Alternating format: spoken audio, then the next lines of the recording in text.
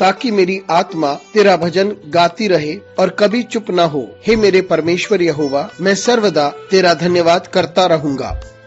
बुधवार 24 नवंबर 2021। आज के मनन के लिए मैंने आप ही के लिए चुना है दूसरा इतिहास अध्याय 20 और उसका 21वां वाक्य। तब उसने प्रजा के साथ सम्मति करके कितनों को ठहराया जो कि पवित्रता से शोभा में होकर हथियार बंदों के आगे आगे चलते हुए यहोवा के गीत गाएं और ये कहते हुए उसकी स्तुति करें कि यहोवा का धन्यवाद हो, क्योंकि उसी की करुणा सदा की है। आपका दिन आशीषित हो। जब हम परमेश्वर का धन्यवाद देते हैं तो हम सफल और विजयी होते हैं, इसलिए नहीं कि हम क्या हैं, लेकिन यह परमेश्वर का अनुग्रह है। आज की सुबह का विषय है धन्यवाद देना। आइए इस वाक्य पर मनन करते हैं।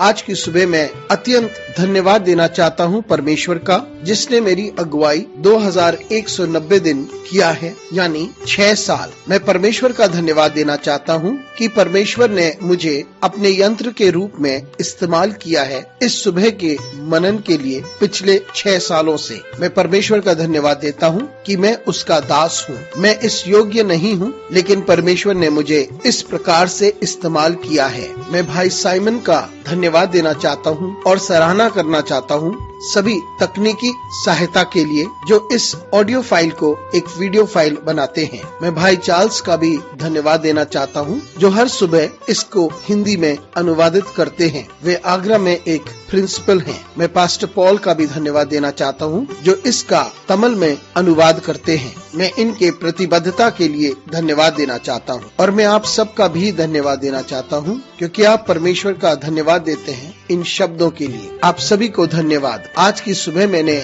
इस विशेष वाक्य को इसलिए चुना है क्योंकि ये वह समय था जब यहूदा के लोग 3 शक्तिशाली ताकतों ने उन्हें चुनौती दी और उस वक्त राजा यहोशाफात और सभी लोगों ने अपनी निगाह परमेश्वर की ओर की और उस वक्त परमेश्वर ने अपने भविष्यवक्ता के द्वारा बातें की और उस वक्त परमेश्वर ने कहा और वही उनके लिए लड़ेगा। परमेश्वर ने उन्हें आज्ञा दी और उनसे कहा कि वो चढ़ाई करें और शांत होकर के वे परमेश्वर के उद्धार को देखें, क्योंकि परमेश्वर उनके लिए यह युद्ध लड़ेगा। इस युद्ध में जाने से पहले यहोशाफात ने अपने लोगों से बात करके कहा, उनसे विचार विमर्श किया और फिर उसने एक गीत गाने वालों का झुंड इकट्ठा किया और वे परमेश्वर की स्तुति गाएं और अपनी सेना के आगे उसने इस झुंड को डाला ताकि वे परमेश्वर की स्तुति और आराधना करें। वे युद्ध में प्रवेश करने से पहले ही वे परमेश्वर का धन्यवाद कर रहे थे। ये जानने से पहले ही कि परमेश्वर उनके लिए ये युद्ध लड़ चुका है, वे परमेश्वर की स्तुति कर रहे थे।